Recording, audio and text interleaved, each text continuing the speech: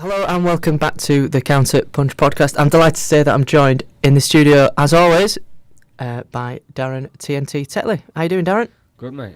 Good to be back. It's been a while. Nice to see you back in the studio. Nice to have you. Darren, it's Monday after your fight on the Saturday against Pal Olah. For those who don't know the result, 4th round stoppage in a scheduled 6 rounds. Just talk to me a little bit about the fight, Darren. Yeah, so another fight in my hometown, which is what I wanted, and I think bar some little stuff that I need to change, it was a decent performance. I think the crowd enjoyed it, and it was just what I needed. A stoppage and a decent, a good performance, I guess. Hopefully ready for a big fight announcement soon. How are you feeling now? Yeah, a little bit achy. It's weird because you think if you're in a fight that's one-way traffic, so without being disrespectful, you don't think you're gonna wake, but you don't realise until you wake up the day after or whatever the aches you got, and even if they threw 100 punches or 2 punches, the 2 punches can still make you ache just as much. So yeah, a bit achy, but overall I'm happy to get a good win and move on. How much did you know about him before the fight, and did you get much notice for him as an opponent? Or? Yeah, so we got him given about 3 weeks before, or we got the name given, just had to finalise stuff. I don't really watch him, but the bits I watched of him, it seemed to be that if you give him space or respect, that he tries having a go. The few fights I've seen, that when it was getting hard, or they put it on him, it didn't seem to like it. So my intention before I even got to the venue was to just put it on him and break him mentally, and I think that's what I did. When you said you watch him, are you watching for anything specific, or are you just generally just interested in who you're fighting? I just look at sort of how they stand, basically, and that's about it. I think the big fights I watch, like the first 30 seconds and the last 30 seconds, and for him I'd seen a few of his his records and stuff, and just watched a couple of the fights on YouTube, but I'd done the similar thing, the first 30 seconds and like the last 30 seconds, and it just seemed to be that when somebody put it on him, and tried hurting him, sort of thing, he didn't seem to like it. So I knew if I hit him, I could have hurt him, and so like I said, the plan was to just put it on him straight away. Obviously you've had your title fight against Mason Cartwright, and obviously hoping for another one this summer. Were you sort of pleased with him as an opponent to sort of test you? Do you feel you could have gone for a stronger opponent, or do you feel that he was sort of at a good level? I think obviously I want title fights and big fights, you know what I mean? But yeah. I think that the main thing was just to be busy. I boxed in November, then obviously everyone had Christmas off, so it's a little bit different, but then I was back out in March, and then I'm hopefully going to be back out in May. So it was just about being busy, and the result was, like my trainer Mick said, that was exactly what we wanted, to get out and try, get a stoppage in a way. But I think before the fight we was expecting not expecting a tough fight, but thinking he was going to have a go. But in my head I thought, no, because if I catch you early, you're probably not going to want to. So I guess you could say it was too easy. Mick said it was too easy, but we just wanted to be out there, go through the warm up in the change room, the hand wraps, the fight, the crowd, just so I'm not sat out for 6 months again. So then when hopefully a fight comes in May or whatever, then it's not that long. It's 8 weeks or whatever till May. Yeah. So it was just more about getting out and keeping active, and obviously a fight in Bradford. I love to fight in Bradford, and the plan is hopefully one day to bring some big fights there. You mentioned about fighting in Bradford. That was something I was going to move on to talk about. Big smile on your face as you were walking to the ring. You clearly, obviously, love fighting in your hometown. Something that you've not been able to do too often in your career as well. Yeah, the second time as a professional. I think I only boxed there 4 times as an amateur or something in 71 amateur fights, and I just think wherever I fight, I'll always walk to the ring with a smile on my face. People think you have to get wound up and hyped up, and I'm the total opposite. I don't need to. The music I listen to is nothing to get me hyped up. It's just chilled out music, and I just enjoy what I do. And I tell everyone I hate training.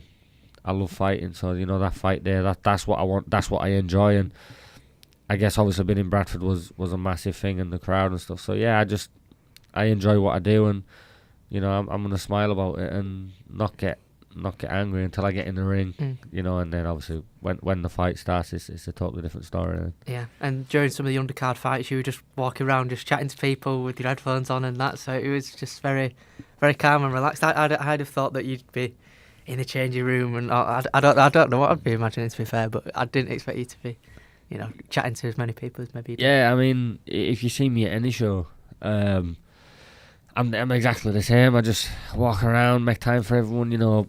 Obviously people in Bradford are really getting behind me now, and I'm seen as not a celebrity as such, but a name in Bradford now, and I guess some people are fans, so I'm gonna make time for everyone, whoever I can, and a fight's not gonna stop me doing that. I enjoy it. I enjoy meeting people, different people, and chatting to different people, and sometimes you need to take your mind off the fight. You have to think to some people, the pressure I had on Saturday night was pretty big. Coming to Bradford again, a fight that I was expected to win. Let's not beat around the bush. I was expected to win, but sometimes they're the fights where you feel more pressure, because one slip up and then it's a long road back. So yeah, I enjoy it. I walk around, see everyone, and and just enjoy what's going on. Just final question, just before we talk about the fight specifically. I remember after the Cartwright fight, I asked you sort of what you were doing on the morning of the fight or the afternoon of the fight, which I thought was quite interesting. And you said before the Cartwright fight, I think you were watching the series Plebs on ITV. Did you do the same again? Well, what was the preparation? What did I do Saturday? What did I do Saturday? Because the thing is, for title fights, you've been weighed the day before, right? So I was sort of making weight on Saturday, which isn't always nice. So what time roughly about? I weighed in at 6 o'clock. Okay. So, right, so you've got... I had all day to try pass time. So I slept obviously in the morning. Got up, went on the PlayStation. Nothing too eventful. No, nothing spectacular. And then I think at about 2 o'clock, I says to my wife, I'm gonna go try get some sleep, and just to pass time, basically, to the weigh-in. I was hungry, I needed a drink, and counting down when you count down the hours, it goes even slower. I think there was a rugby game on. Who was playing rugby at the weekend? Six Nations. I'm more of a league fan than a Union fan, but is it Wales and Scotland? I think it was. Right. So rugby. So I started watching that, and I mean I'm the same. I'm a league fan, and but I thought I watched that. But then you're thinking, like, by the time if it didn't finish till 4:30, and it was like 17 minutes in the first half, and I thought even then I'm gonna have another hour, and I thought I can't do this. So then I had a little sleep, woke up about 4:45, and then I sort of slept too long because then I still had stuff to do before I had to get my bag ready, drop some tickets. I dropped some tickets off. On the day of the fight? On the day of the fight, yeah. Dropped some tickets off, picked my ring rock music up, posted someone else some tickets. I think that was it. Oh, I picked some food up. I picked my food up from Food Fusion, and then headed down. So yeah, nothing eventful, nothing. And I mean, probably a better when I went in the day before. Yeah. That day when you can drink and eat and you're not as stressed sort of thing. But it's funny because I walked in the changing rooms on Saturday. When I got there was already quite a few people there when I walked into the change room, and they was all sat there like it was a funeral. Like the miserable as all, everyone. Like home fighter, away fighter, everybody was. And I just says to him, I says, is that just from making weight? I don't know what it was. I just said, Jesus Christ. I said, just what weasel. I said, what's the matter? You're all miserable. And I think it was Curtis Gagan. He said, yeah, but did you weigh in yesterday? I said, no. I said, so I'm just as starving as all you. I said, but I was sort of miserable. But yeah, like proper miserable. It was mad. I don't know why everyone's so miserable on fight day. It's weird. Interesting. Let's talk about the fight then. Yep. I know you mentioned sort of about the holding. That was sort of quite persistent. Just talk Yeah, to us but a little bit I about seen your tweet actually. here we go. It's gonna take me a while. It might take me a while to find, but yeah, God, I think I can remember it. I didn't think it was that persistent. wasn't, yeah, and I thought, you cheeky. No, I think it. You know, when you look back, it probably wasn't. I thought you got a little bit easily wound up. That was my point. I'm easy to wind up. Everyone knows that. Right. No, if I'm at a press conference and someone wants to talk bad about me, I'll get wound up. But you see fighters that take it a bit too far, speak about families. I won't get wound up. Then I'll just throw a chair at you. That's just the type of person I am. And you see fighters try say, "Oh, I'm not going to let him get in my head." Yeah, if I get pissed off, I get pissed off. I'll tell you I'm pissed off. Won't affect the fight as such. But I guess it did a little bit Saturday night. But it was just, I think when you know everything they're throwing at you doesn't bother you, and everything you land on them is hurting them, and you know you can get them out of there in the crowd, and then they're holding to try by time, and I just didn't want the fight to go the distance. I was thinking, for God's sake, just get off me. But it was that, but it was the little things, like, just try complaining about everything. He stood on my toe, tried complaining, as if to say, "Oh, sorry, sonny, so I don't care." He headbutted my nose. He headbutted me, and it was my nose, and he complained about it. And you're like, come on, let's just get on with it. And yeah, I got a bit wound up, but I think that was just the sort of knowing that I was on my way to get him out of there, sort of thing, and just got that little bit frustrated. But I'd say I'll learn from it, but I probably won't. I'll probably still get frustrated if it happened again. So, and it's just how I am. But hey-ho. So it's not something that's going to change? Probably not. No? Probably not. You probably see a lot of fighters say, I won't do it again. Yeah, I probably will do it again. I'm not going to lie. Maybe not as... what's the word? Not as openly as that? Or, yeah, maybe not as openly, or not as for such a minor thing. Maybe next time I'll settle down and be like, right, all right, yeah, you frustrate me, but I will get you. But I think now, with the 6 rounders, you feel like you're in a rush. Whereas when you first do your first 6 rounder, you feel like it's a long time. I think if that was a 10-round fight, I probably wouldn't have done, because I'd have been like, look, I've got another 6 rounds. You know what I mean? So it's something I can learn and work on, but I'm always going to be a hot-headed person. I always have been since a kid. And I don't think that probably won't change. Obviously, you sort of really fast start in the opening round. Did you sort of feel like you could hurt him and stop him? I think I had to have a fast start because everyone says I start slow. And I think in a lot of fights I've had, I think even the Warburton fight, I didn't really do much. A few jabs to the body and whatever, but obviously different styles. But I just wanted to sort of, like I said, going back to when I said I knew if it got hard he wouldn't like it, so I think the first punch I threw was a right hook, and it landed, and I just seen his face, and I just thought, yeah, I know what's gonna happen here, and I just wanted to go through it and have a fast start, but keep it up. Do if it was 6 rounds, do 6 rounds at a hectic pace, sort of thing, just so I know I can do it. Yeah, it was wincing quite a lot, wasn't it? Is that something that you noticed in there? Yeah, definitely. Especially with the body shots, and I think that sort of led to the frustrations when he was grabbing me and wanting to get him out of there, because I knew I sort of could hurt him, sort of thing. So, but that is stuff I can work on. Knowing if I hurt him, I don't have to rush, and I think that's probably what I did. But I think overall it was decent, a decent to good performance in between, sort of thing. But yeah, there's a lot obviously I can work on from that. But when you're hurting someone every time you land, you get a bit carried away. Yeah. Obviously, 4th round you managed to stop him. It looked a little bit confusing. Yeah, I don't know what. No, you're right. I don't think it was an unfair. It wasn't an unfair stoppage, but it was one of them. Because even when they done it, because he was ducking low a lot, and I think he got a warning for it. He ducked low again, and then I landed a shot, and then the ref said, "I've seen enough."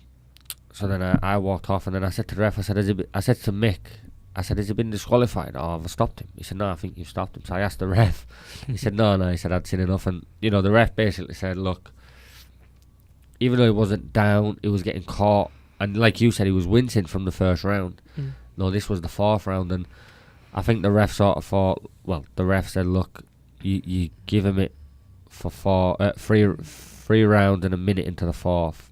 What was the point seeing him go through it for another 6, 7, 8 minutes or whatever it was, and I think that's, you know, a decent choice by the ref, because if it wasn't competitive, you know, he wasn't hurting me with anything, I was hurting him with everything, and you know, maybe that's how some fighters do get just taking so much, and you know, I'll obviously come back and fight another day, but you know, yeah, it was confusing at the beginning, but then when I spoke to the ref, I sort of understood where I mean, I had the same situation when I was amateur. Right. I boxed Kez Ashfaq when I was about 11-year-old. I was going to say, because he's a bantamweight, isn't he? Yeah, it was my 3rd amateur fight. Right. At the time, I'd won one and lost one, and I boxed him and I lost the 1st round. Excuse me. And my trainer said after the 1st round, Dave Carrick, he said, look, he said, if the 2nd round goes the same, I'm just going to stop it. The 2nd round went the same, and he pulled me out after the 2nd round, and I wasn't hurt, I wasn't getting beat up, but I was never going to win the fight. So he sort of thought, look, what's the point sending you out for the 3rd round? You're not going to win the fight, you've already lost the fight. And I never looked like I was going to turn the fight around. So yeah, he trusted that, and it's a similar situation, I guess. How happy were you to get the stoppage, and you know, not sort of much get it over with, but you know, make a bit of a statement, and you know, he's not someone that gets stopped too often. So that's the thing. I think he's been stopped 8 times in 20 odd fights or something like that. More 40, I think. Is it? So I just think it was important, obviously, to do it in Bradford, and obviously, if I'm going to get a big fight next, I think that's the performance I needed. You know, stoppage. So then, if it is a big fight, it can be like, you know, coming off a stoppage win, and you know, like you said, that I didn't know I stopped 3 of my last 4. And it's just talking points for obviously bigger fights, and that was the important bit for us. Like you mentioned, 3 of your last 4 you stopped in. You said after the fight that you're not particularly a Golovkin style puncher, but you know, getting stoppages under your belt. I'm not. But it's like, I may not hit you hard enough to knock you clean out, but I let hard enough to stop you, or you know, to drop you, or you know, body shots especially, and I just think use what you've got, and I think that's what a lot of people do. They sort of don't think I'm going to hurt them when I hit them, and I think then when I do hurt them, they're sort of shocked by it. But you know, you go through my record and look who I've stopped. You know, I obviously can punch. I stopped Jason Nesbitt, who very rarely gets stopped. I stopped a guy called Trisno around quicker than Junior Witter stopped him.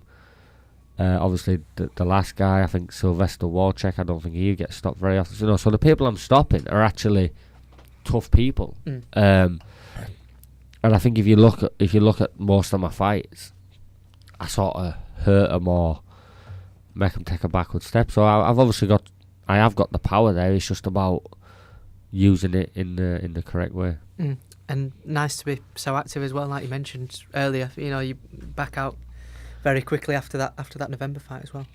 Yeah, and that's obviously what I wanted. I mean, you think about it, I boxed in last May. Take the 2 Bradford fights out of it, I'd have had 1 fight, and then if I fight in May again, I'd have had 1 fight in the whole of the year. That's not good for me. You know, so I'm looking to be busy and build on. You know, maybe that's why I've had some flat performances, because I've been out. I mean, you go through my record, and when I was busy, I was stopping everyone. You know, I went for a run of stopping 3 or 4 on the bounce, and then I was a bit inactive, and especially, you know, before the Cartwright fight, I was out for 6 months. And I think even Cartwright in an interview before that fight said he thought that could play a factor, and maybe it did in the early rounds. And same for the Warburton fight, I was out for 6 months before that. So, you know, I just think it shows that, you know, like to say, a busy fighter is a happy fighter as well. How much can you sort of take from that performance and that win? How much can you sort of read into it in a sense? Probably not a lot, to be fair. You know, it's another win. It's against a guy who doesn't get stopped often. But it's more, I can take the fact that I trained for it.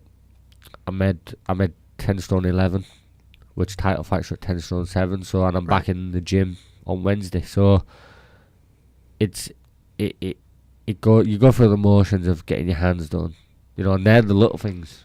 They're the little things that play a big part in it. And I'm also straight back in the gym, so I'm in shape already. So then when I train for my next fight, I'll already be fit and not a million mile off away. So I take them off of it. But the fight itself, I don't know what can I take from it.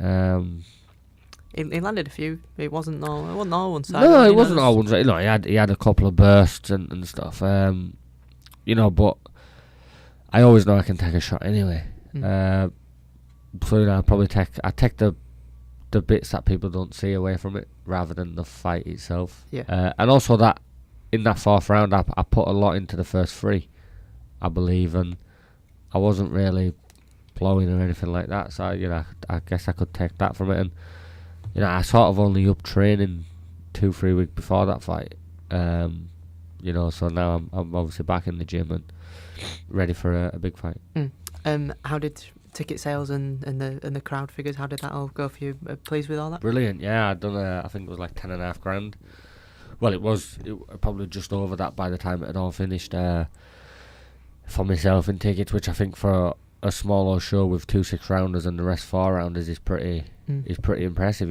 Obviously you got Steffi Bull and stuff. They do title fights on smaller shows, so it was nothing compared to them. But I believe for I think there were 7 fights, 5 4-rounders and 2 6-rounders, one including myself, is pretty good to do 10.5 grand worth of tickets. I think I've done over 200 tickets for it, which I don't think's bad at all. Well, it's good as well for like you said. It's not obviously no title fights on the card, and at a Bradford Hotel, if you can, you'd think that you'd replicate that and more for an arena fight. Exactly. I mean, like you said, that was a 6-round fight. They was the people who bought tickets from me were just paying to see me, not the fight itself, if that makes sense. Imagine if I fought for a title in Bradford, how many tickets I would probably do. But that's obviously further down the line, and hopefully we can. It's just venues in Bradford. You got the Bradford Hotel, which a bit too small for a title fight, but then you got Valley Parade, that's too big. So you'd have to find a middle somewhere, but hopefully that can be sorted. Do you know how many tickets were sold on the whole show, or roughly? It looks. I don't know, but it was round. I mean, all the seats, tables were full, the seats were full, and then there was everyone stood around as well. But no, off the top of my head, no, I have no idea. No. Obviously, you're with 5'9" now as well. You feel that they helped in, just banging the drum on social media and selling tickets? Yeah, massive. I mean, James Mason, obviously, he was the CEO at City. So he's a massive influence in Bradford as well, and of course, when you get someone else that's banging the drum for you, it's a massive help. And there was also, Napoleon's Casino who just started sponsoring me just before the November fight, about a week before or something. So this was the first fight they was properly involved, and also Ross at Brightside Developments as well. Ross Bisco, I think that's how you say it, was a massive help too. And I think now with the team behind me, and I do believe that I can do something in the sport, and now it's just about seeing how far I can get. Is it nice to sort of be part of a bigger team or anything like that, or just nice having those more people behind you? Yeah, it's nice to know you got people that business people who can specialise in certain things. So if you're ever unsure about something, you can ring them. I mean, between them, they've got friends that are mortgage advisors, solicitors, accountants, and all them little things there add up. And obviously they got my best interests at heart. They didn't take a thing off me Saturday, which some people might think they did. They didn't take anything. They just done everything they can to help me in the build up, and just to make sure I was focused on the fight. And I believe now we know how it works, and they know how tickets work and stuff. We can. We can do even better, in the next fight. Just before we wrap up, any special people you'd like to thank, sponsors and fans and family and anything like that? Obviously all every one of the fans, obviously, who come out to support me, who wish me luck, and who are really getting behind me. You know, I said obviously the reason I'm doing what I can in Bradford, and that's to get the big show. So then, you know, some of the other lads can have big fights as well. And, you know, my sponsors, you know, I've got Napoleon's, 59 Agency, of course, who we spoke about, Ross at Brightside Developments, Fantastic Sunbed Shop, Direct Building Products, Blue Hills Farm Shop. I'll probably forget some, but if I do, I'm sorry. You know yous are. Yeah. Icon Clothing also give you some training stuff as well, which was a massive help for the fight. And, you know, just everyone who's in and around me. My wife, obviously, she does an unbelievable amount for me. Food Fusion, who I'm looking to do a deal with, right, for some diet food. They give me some food for after the weigh-in. And yeah, just family and people who's around me, really. You know, if I haven't mentioned you, know who you are. You know what I mean? Yeah. So everyone knows who's there helping me out, and, you know, it is obviously appreciated, and obviously my mum as well. You know, 'cause her and my stepdad did it from the beginning when I was a kid, so it's like my mum's passed the torch on to my wife now. That's what it's like. We're just about to record an interview, just talking about your next fight. Obviously, we can't say who it is just yet, but I know you gave me a little bit of a teaser after the last fight. So, how much can you say before it's obviously officially announced? He's had a fight since, but the fight before his last was a very big win, the biggest of his career. He's very tall, southpaw. He's not British, but he's a champion. He's the belt holder, you know. If I can beat him, you know, for sure it'll be the biggest win of my career, and also I think a lot of people in this country will take note if I can beat him as well.